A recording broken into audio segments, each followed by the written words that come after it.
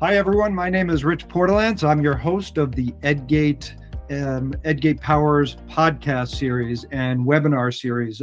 Today, I'm excited to have Zarek Drozda from Data Science for Everyone. He's the executive director. This is a project that comes out of the University of Chicago.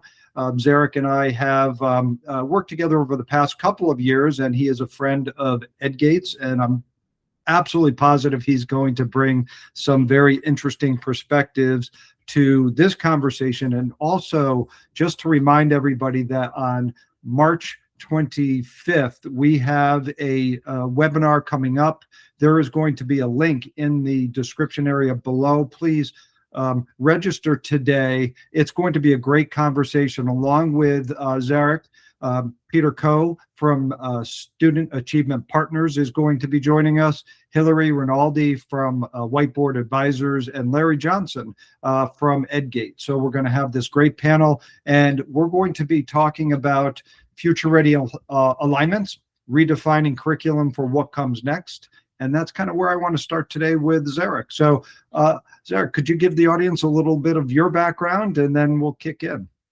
Sure. And Rich, thanks again for having me on. I'm excited to dive into some of these really tricky topics with you, but also exciting ones. So Zarek Drozda, the Executive Director of Data Science for Everyone. DS3 is a national initiative based at the University of Chicago, where we advance and advocate for data literacy and data science introductory skills for students across public education. And our hope is that by time a student graduates from high school, that they graduate data literate, that they're ready to navigate a changing world with artificial intelligence and many other emerging technologies that are, both changing the economic and the workforce journeys that a student might encounter, but also are changing daily life and are changing the way that we interact with our civics and the way that we interact with each other in digital spaces. So we know that students need a stronger toolkit in a lot of those domains. So we're hoping that we can bring that to bear. It's a fantastic introduction, and just to lead in, I'm a big believer in what you're doing. When I was back working with Career Path for 10 years, we were trying to look at different pathways, but these basic core skills are helping define what jobs of the future look like. And jobs of today, they're changing so rapidly that students need this toolkit, as you described it. So I'm curious, if I'm looking at today's classroom versus the skills students will actually need when they get into the workforce, where are the biggest gaps in your mind? That's a great question. I think, first and foremost, it might not surprise you that we think that there's a huge gap around data skills, and when I say data skills, that really refers to an umbrella around understanding the technicals of how to manipulate data, how to work with data tables, how to make visualizations, how to find data sets online and convert them into a format that'll be useful for an analysis that you might be doing in any topic. There's a whole set of technical skills that are incredibly valuable as of today, and I think will only get more valuable, especially as AI tools are further integrated into a variety of the different job tasks, regardless of what sector you're in. There's also I think a bucket around, I would name this as kind of the detailed or quantitative definition of critical thinking, and this relates to everything around correlation causation. Is the claim that I'm looking at premised on a study that had some sort of biased data underneath when they were doing the analysis at the get-go?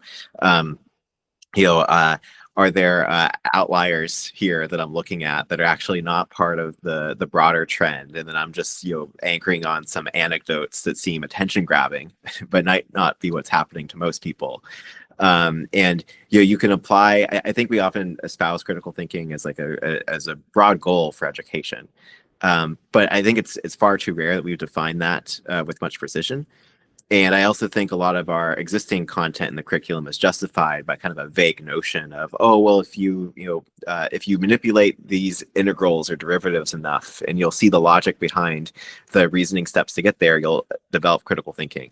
that's not a good enough justification, nor is that very specific. And so I think there's a broader kind of reasoning toolkit that we want students to be equipped with that is relevant for a world of AI tools showing up more places, having to navigate a profound amount of information, both true and false, both fake and real online, and to I think be able to question a lot of the outputs of these tools as like an automatic muscle. That's a huge gap that we think is we're beginning to see integrated in the curriculum, but it's not there enough yet. I think the last gap that I just point to, and this is more of an instructional delivery approach rather than the concepts themselves that we cover. I think we need to do a better job of motivating our existing school subjects to students when they live in a reality in which you can Google any fact, you can ask ChatGPT for help with any skill that you're trying to build, at least in the kind of the digital knowledge domain. And really, like we just have profound access to knowledge and skill building opportunities all over the place. And so that should force a conversation about how do we allocate time within our existing curriculum, and are we allocating that time in the best possible way, given this profound change that we've experienced, not just in the past like 2 or 3 years since AI developed, but over the past 20 or 30 years since search engines came online, and since we had the internet, and since all these amazing things have reduced the barriers to access around information and skills. So I think we're also missing the why behind why we teach some of our existing school subjects in the way that we do, and I think we could do a better job at it. Yeah, no, thank you for that. I think you shed some good light on kind of where things are, and I'm just I'm curious because data has always been there, and as you said, for the past 25 years or so, as the internet has come to be, and now AI and other tools, people, it's coming more top of mind, but it's always been there. So why do you think that it has this notion of advanced or extra and not just core to who we are? I mean, data is critical in terms of our thinking and decisioning, and if we don't have those skills, we're kind of lost. Yeah, I think I think the reason it's not in the curriculum in the status quo is because of a strange quirk of how we've dealt with statistics education and how we've structured math education historically. So historically, especially in high school, students go through a very standard sequence of you learn K-8 mathematics to get you ready for Algebra 1. Then you do the geometry sandwich, as it's often referred to. So Algebra 1, geometry, Algebra 2, on a road to calculus. And that mathematics sequence was designed for the space race. It was really popularized, and it was literally called the race to calculus. Was emphasized as a result of the Sputnik era, which made a lot of sense at the time. We needed amazing top-tier scientists who we could cultivate through the K-12 education, the public system, to be able to help us defeat the Soviets and hand calculate rocket trajectories and do a number of other I think at that time cutting edge quantitative work to advance our national goals. The downside of that approach is it swept away some other forms of mathematics that fall under the broader umbrella of quantitative preparation, including stats. And there's been maybe a 40-50 year effort to try to better emphasize statistics, mathematical modeling, probability, and data in the math domain. But I think that the inertia and just sort of the existing sequence that we have for high school preparation and college preparation is just so locked in that it was hard to shift. I think the realities of tech today have made it so much more obvious that shift needs to take place, right? That we need to be not getting rid of other forms of mathematics in the curriculum. They certainly have to still be there, but it's dial adjusting the time that we spend on the two. And as a result, when you went through school, when I went through school, data was not emphasized.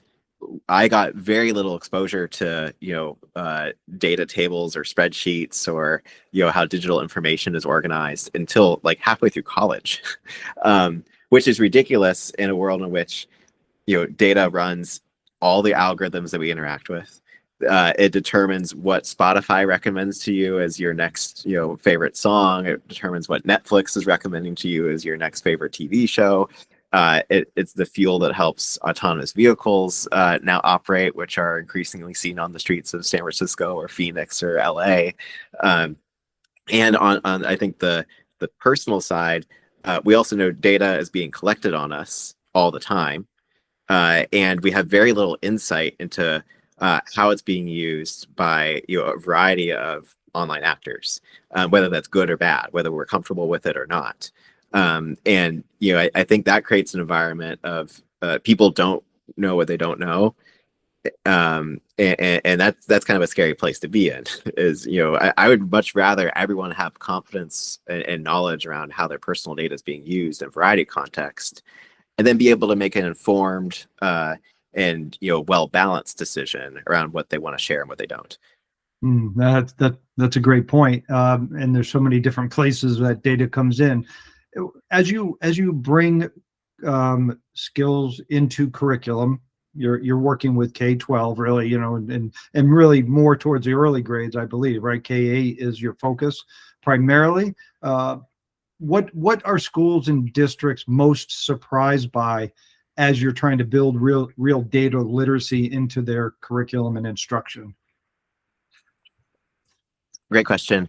So we do full K-12 work, and I would say the majority of data science education courses have actually been at the high school level. And so 11th to 12th grade, many schools and districts are offering a data science elective as a way to continue a student's mathematics journey. There are far too many students in the country, and there are several states that only require 2 years of mathematics in high school, and we want to see students do that third and fourth year, especially if it's in a course or a subject in which it's going to show up regardless of the career pathway they take, right? Whether they go try to pursue a STEM degree at MIT, or whether they're going to go become an HVAC operator, which is a very high wage, high demand job these days, or they're going to go work in social studies or media, wherever the path is. We want to see students taking more mathematics, and we think this is one way to do it, because it also broadens the perspective. I think what schools and districts are maybe most surprised by, what we know to be true in our team, and what I think what we're always really glad to hear is that school administrators and also math teachers will, for the first time, see their students, both the students who have been straight A folks and who love school, and the folks who were really turned off by math, get engaged intrinsically in a math class. Even I will tell you, as someone who I got great grades in school, a lot of my friends got did pretty well. None of us enjoyed learning math. It was a dreadfully boring, abstract subject that was. We only did it to get into university or to go to a good college, and that's unfortunately the reputation it has, because we don't structure the curriculum or give teachers the support to show how compelling and important and relevant it actually is as a subject. And when students work with that they're learning about exponents or logarithms or linear regression models, but they're seeing it in the context of data sets that they're really intrinsically excited about, like MBA scores, or they're looking at how Spotify recommendation algorithm works, or they're looking at the relationship between, this is a real example in Pennsylvania, looking at the relationship between crime and the bus schedule, and do more crimes get committed if the bus comes less frequently. There's real problems you can actually sink your teeth into and ask a lot of questions, and then suddenly the motivation for learning mathematical functions and quantitative manipulation skills becomes really apparent and obvious, and then you see students get truly invested in the problem, learning the techniques along the way, and I think that's always been most shocking, but we hear it every time someone implements one of these programs. It's just again and again and again. It's amazing. It's like the person who's a physical learner, they get their hands on something and all of a sudden the dynamic completely changes. And you're kind of saying the same thing is, by presenting things in a different way, in a way that's more practical, that people can get engaged with it, right? And learn more thoroughly and understand where it's coming from and why it's so important. I'm kind of curious. We have nomenclature that's out there like future ready skills, and it's this kind of amorphous thing that people say. From your perspective, are current academic standards keeping pace with those future ready skills, or are they already behind? And if so, what do they need to do to catch up? One of the great challenges of the K-12 sector is, are the state standards that we are all follow and help set learning targets for the field update on cycles of anywhere from 5 to 10 to 12 years. And a huge challenge is that is the policy context that we live in. And then we have AI tools that are updating every 2 weeks, every month, sometimes multiple times in a week, you'll hear of a new model breakthrough. So that's just a challenging juxtaposition. And then as K-12 education leaders, you have to say, oh, I'm going to make a judgment call or discernment about which skills matter most 12 years from now for today's kindergartners. That is a wicked hard problem. Not only is the policy context constraining, but we also just don't know where the target is moving. So I think, yes, obviously everything is out of date, right? And the actual interesting question, or the important problem is, okay, well, what do you do to transition? And how do you adapt the curriculum in this new environment given an impossible moving target? And I think the approach that we've landed on is, well, what are the skills that will be durable in a world in which you assume the technology is going to change 10 or 20 more times? I think it's a mistake for school leaders to try to keep up with the latest AI model development. That's not a good use of their time. But what we should be thinking about is what's the specific critical thinking framework that will be durable and last and help students adapt to new technology. Are there a basket of technical skills that we can say, this is a strong base that will not only allow you to do well today, but will allow you to adapt over time between new tools as they come out. And then, what's foundational knowledge that you need no matter what happens? I don't think we're getting rid of basic instruction in writing and literacy anytime soon. I think students still need a pretty robust survey of the knowledge that we've generated across physics, biology, chemistry to understand how the world works at a mechanism level. Students still need to be learning history. None of those things go away. And I think I worry about the folks who try to push that hard of a change. I think our that foundational knowledge is still critical. I think it's really, how can we find ways to adjust the way that we interact with the foundational knowledge that we want to teach, as well as the kind of new set of skills that will get us there. So yes, it's out of date. We know that. I think the big challenge is what is the way in which we do the updates, and how do we think about the long, how can we take a long-term view of the future to make some bets that we think will last? Yeah.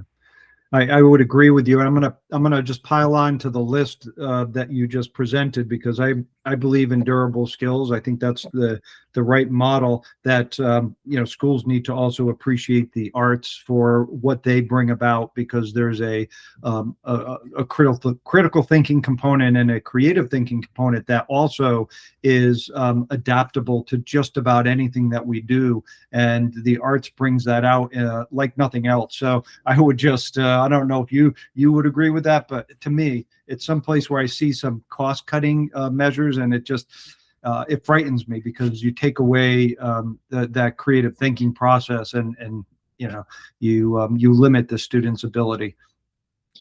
Yeah, just because I'm a data scientist doesn't mean I'm anti-art. I'm No, definitely I wasn't suggesting that at all.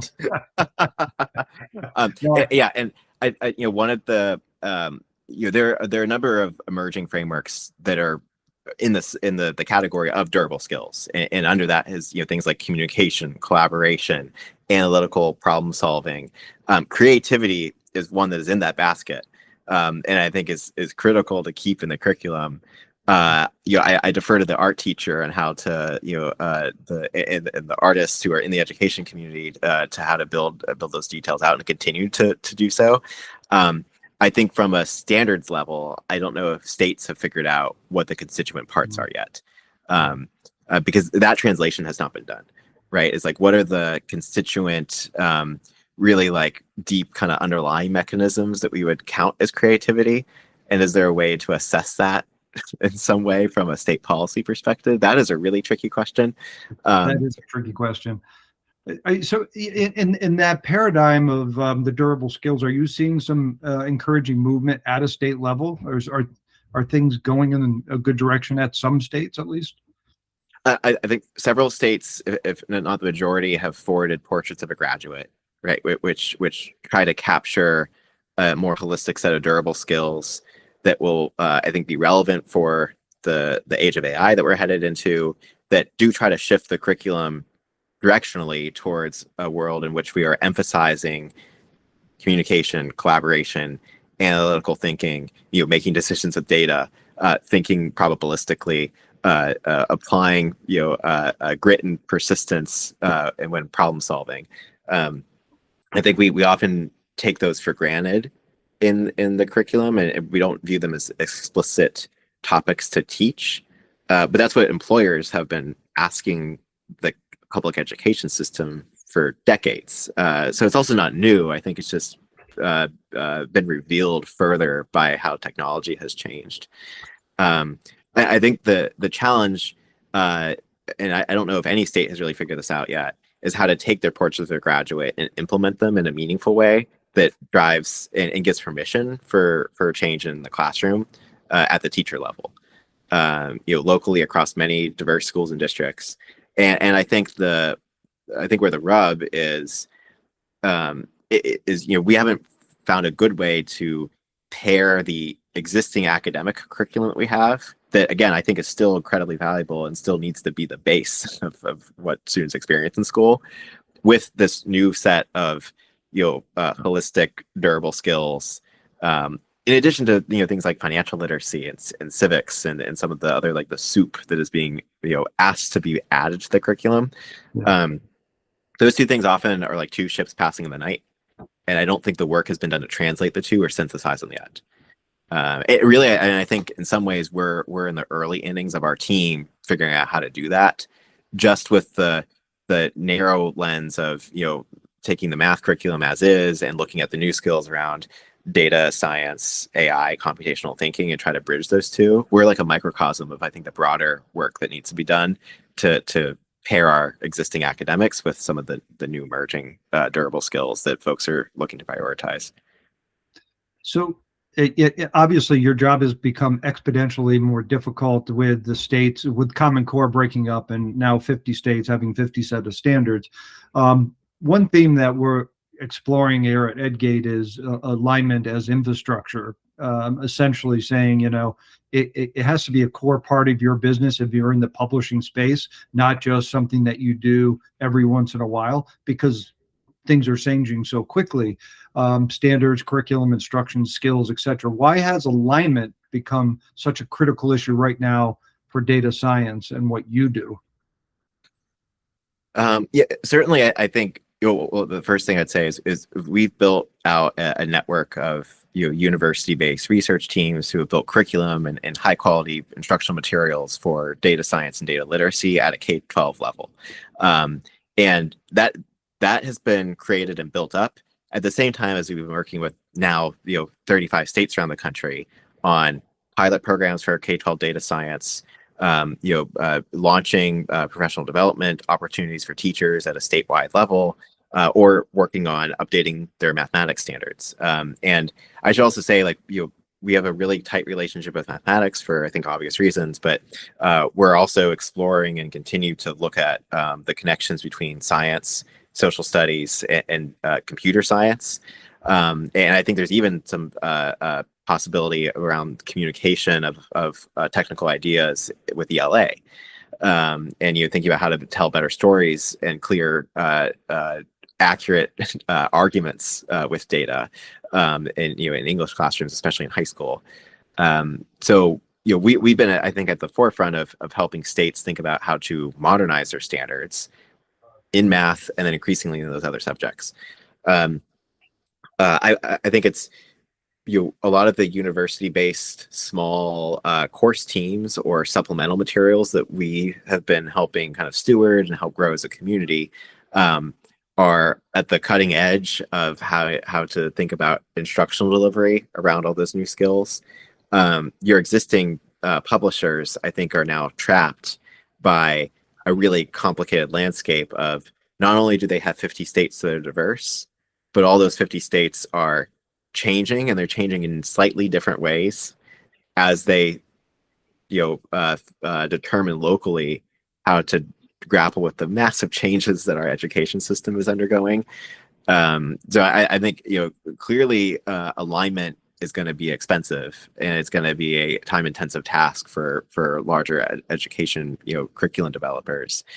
I also think, and I'm concerned that the broader stakeholders and ed publishing are not tracking or forecasting how quick or large these changes are about to be. And I'm hoping, like, we put out research every year that shows the spread of data science and data literacy programs and all the states that have updated their standards to help dial adjust the math curriculum. That will start to happen in all the other school subjects as well, and it's going to start to come pretty fast, I think, in the next 3-5 years.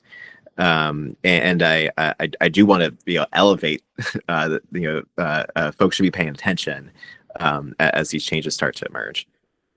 Yeah, I agree. I think we see these changes, and it's like this build up before the storm, and you're going to see the sweeping change. And I'm curious. Good data, and you would prioritize, and metadata in particular. It can change the way alignment decisions get made.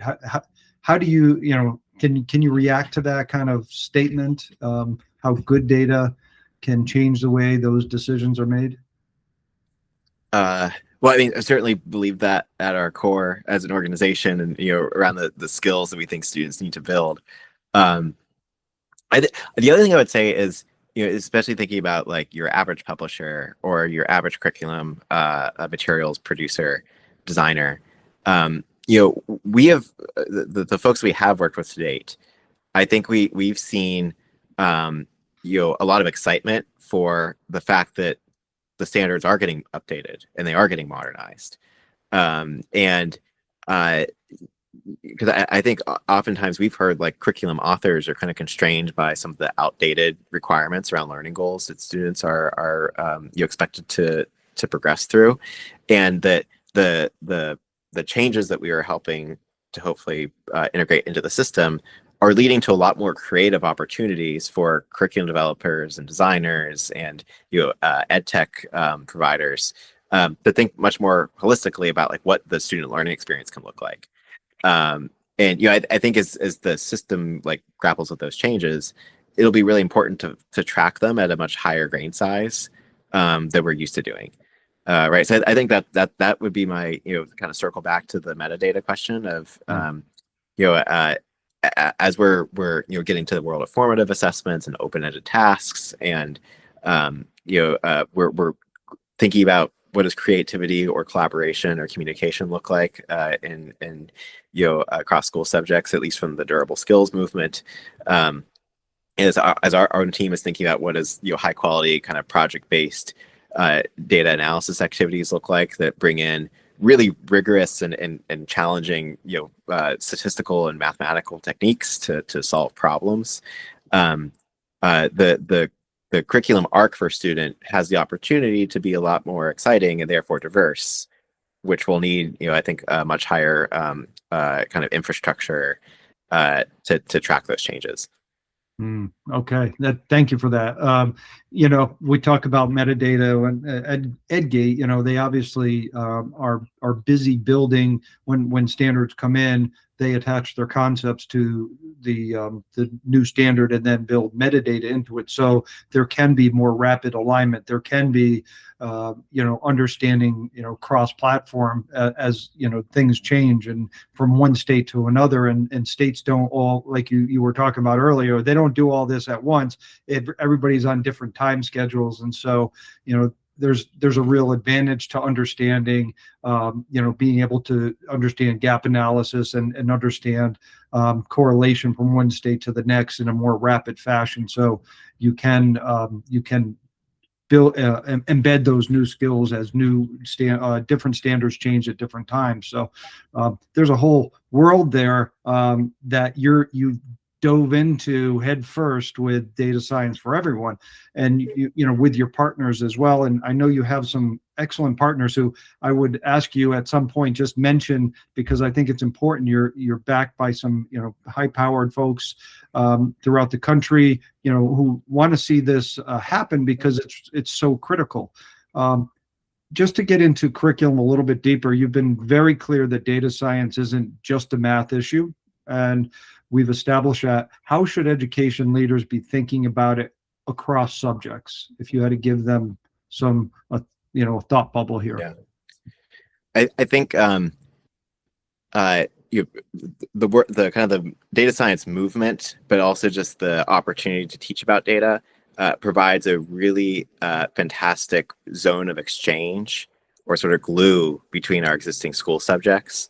Because now a student can learn the methods of data analysis and statistical modeling in a math class.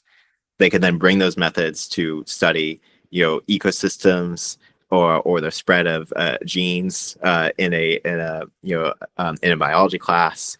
They can look at historical phenomena and track economic booms and busts over time in a history course. They can look at the spread of the plague over time in quantitative data sets, the project in social studies, and it allows, I think, not only do you see the value of the subjects blending, but it actually is the data activities with data sets on the topic that you already have to cover as a teacher. Allows you to do the blurring of the school subjects that so many folks have been opining for a while. How can we get rid of the silos between our school subjects? How can we make things more interdisciplinary? But it's really hard to actually do that concretely in practice. And I think this is, I don't want to call it easy, but it's much more approachable. And the way you could design lessons, it's almost built in. And so we're really excited about that.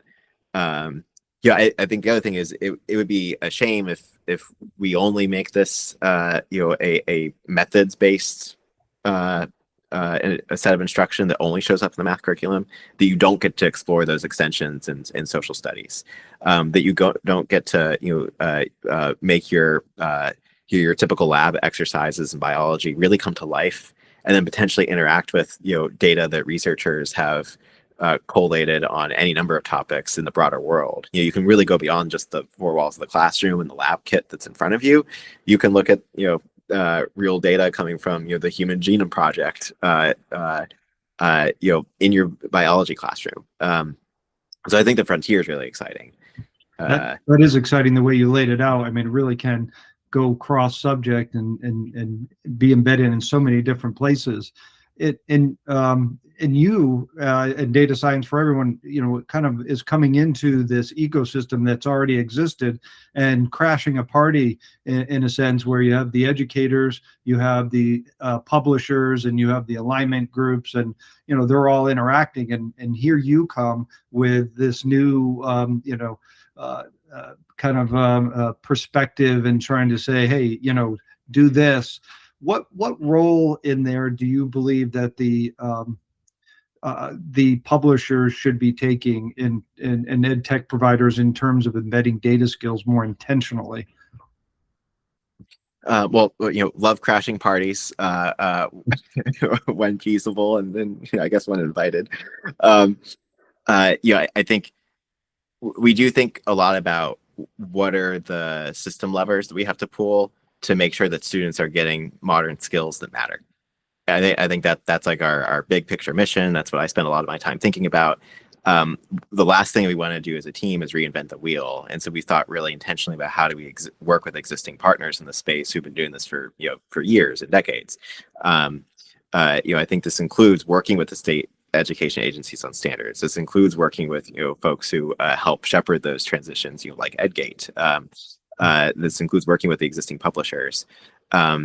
I think the advice I'd have is we've pulled together a whole community of really folks who've been working and thinking about the future of what these subjects should look like. They're university faculty at college education. They're folks who have built NSF funded curriculum and technology projects that are really cutting edge. And we have a really great network of just content and subject matter experts who are, I think, standing ready to help any publisher or a larger, education company think about how to offer these experiences authentically. Because the hardest thing for a publisher or a larger company that has an existing edtech platform will be to create a student experience that feels authentic to the way that data analysis is done today in the real world. Something that feels overly sandboxed and prevents connections to the internet where you can find any data set online on any topic, that's not going to cut it. We have to find ways that are still safe and compliant with IT policies at districts, but allow students to do the broader research tasks or looking at data on the internet. We'll have to bring in tools that mimic what's used in industry. That goes from things as simple as spreadsheets. It also goes up to Python or R or any of the more popular data analysis programs. And I think it comes down to topics. Students are all the more sensitive to something that feels out of date today. We can't be giving them data sets on or just lesson plan topics on when are two trains gonna meet each other at a depot, or we can't be showing them consumer product trends from the year 2000. We have to try to make those things up to date and current and feel like they matter today, not that they mattered to a textbook author 20 years ago, because we're just going to lose them otherwise. So talking about some of those standards, and we're seeing standards, whether they're academic or CTE for sure, change faster than ever. And we know what's driving that acceleration. We've talked about it. How prepared are education organizations for the pace of change? And from your perspective, because you've been working with them. It's a good question. And I know from my perspective, the whole education sector is still grappling with the massive changes in technology that we are experiencing. And I don't just mean AI. I really do mean the internet, search engines, the history of personal computing. I don't think we've reconciled with that much broader change. The fact that, again, knowledge is free, opportunities to find skill building are incredibly low cost. And we should be preparing young adults for that world and how to harness it well. So that's a much larger change I'm worried about.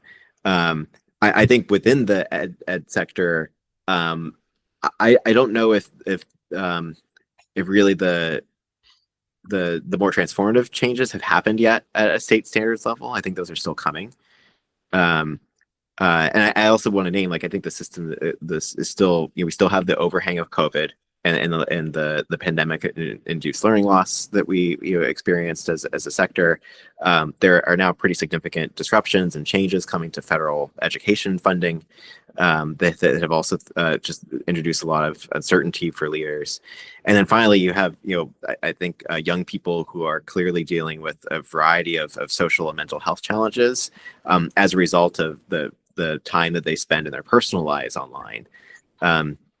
So there's a lot of really big issues in front of education leaders right now. And I don't know if we've had the time or space to address this long-term but also equally urgent issue of how are we retool the curriculum for the fact that the world is changing kind of beneath our feet. And so I do think that the well-resourced education organization or publisher or edtech company should be thinking about not just investing in how do I use AI to improve my existing edtech tool, or put a AI engine under something. I think everyone's doing that, and it's great that we're exploring those productivity gains. I think not nearly enough people, because of the many resource constraints, are thinking about that long-term question of we might be in the middle of a broader industrial revolution that's occurring right now. And we haven't spent enough time or resources to think about how do we retool all of our learning targets for that world. Just to remind everybody, March 25th, Zarek is going to join us on our upcoming webinar. We've covered a lot of topics today. There's a lot more to discuss, as Zarek has rightfully pointed out, and perhaps we can even induce him to do a round two, because there's so much that we can dive into when it comes to standards, when it comes to preparing students for the world of the future, and embedding data science into a very fragmented world of academic curriculum. Zarek, I know we only have a couple minutes left. What risks do you see if alignments and review processes stay manual and fragmented over time, because it still exists out there and it's still quite onerous? Great question.